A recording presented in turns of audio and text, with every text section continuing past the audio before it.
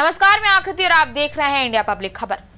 उत्तर प्रदेश विधानसभा चुनाव 2027 से पहले समाजवादी पार्टी ने बड़ा राजनीतिक दांव चल दिया है। अखिलेश यादव अब सिर्फ एमवाई समीकरण पर निर्भर नहीं दिख रहे हैं, बल्कि ब्राह्मण वोट बैंक को साधने की कोशिश में जुट गए हैं।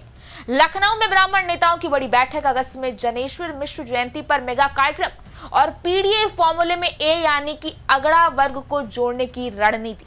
क्या ये सपा का नया सोशल इंजीनियरिंग मॉडल है? क्या बीजेपी के पारंपरिक ब्राह्मण वोट बैंक में सेंध लगाने वाली है समाजवादी पार्टी? क्या 115 सीटों पर असर डालने वाला ब्राह्मण वोट यूपी की राजनीति का गेम चेंजर बन सकता है? और क्या एमवाई समीकरण अब अकेले सत्ता तक पहुंचाने के लिए काफी नहीं रहा?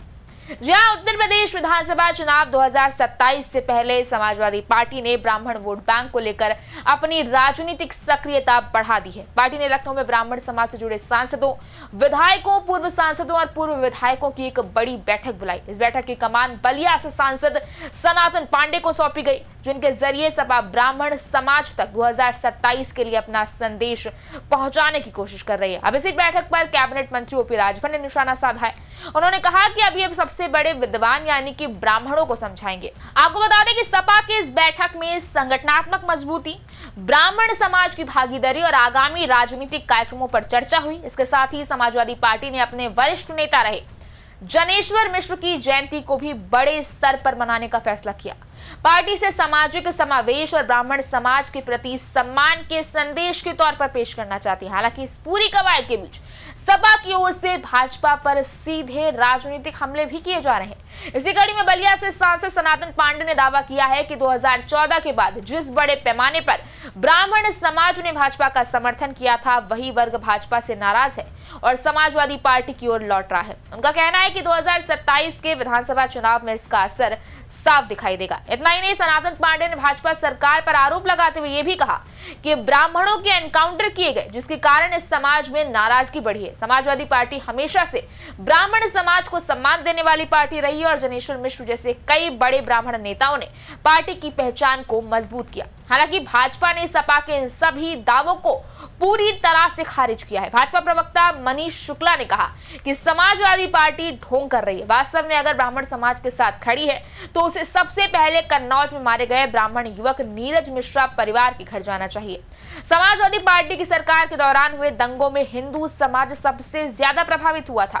भाजपा का यह भी कहना है कि समाजवादी पार्टी के 2027 को लेकर किए जा रहे दावे जमीन पर कहीं दिखाई नहीं देते और जनता उसके पुराने शासनकाल को भूली नहीं। कुल मिलाकर देखा जाए तो उत्तर प्रदेश में ब्राह्मण मतदाता लगभग 15% माने जाते हैं और करीब 100 से ज्यादा विधानसभा सीटों पर उनकी भूमिका किंग मेकर वाली मानी जाती है। ऐसे में कहीं ना कहीं ये वो वजह है कि हर चुनाव से पहले हर राजनीतिक खेमा इस वर्ग को साधने की जद्दोजहद चालू कर देता है। अब सबसे बड़ा सवाल यही है कि क्या समाजवादी पार्टी की ये नई रणनीति केवल बैठकों, बड़े बड़े कार्यक्रमों और राजनीतिक दावों तक सीमित रहेगी, या फिर इस बार सपा वाकई ब्राह्मण मतदाताओं को रिझाने में कामयाब हो पाएगी?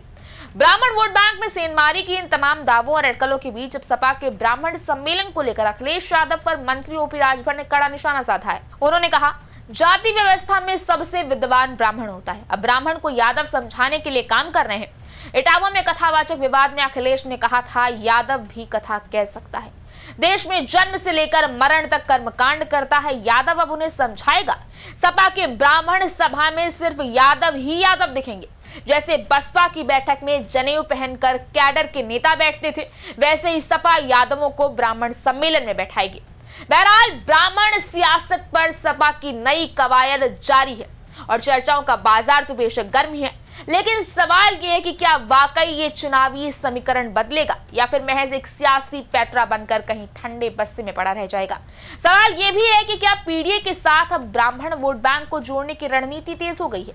क्या अखिलेश यादव बीजेपी के पारंपरिक वोट बैंक में बड़ी सेंध लगाने की तैयारी कर रहे हैं? इस बारे में आपकी क्या राय है? आप हमें कॉमेंट सेक्शन में जरूर बताएं। इस वीडियो को लाइक करें, शेयर करें, चैनल को सब्सक्राइब करें। शुक्रिया।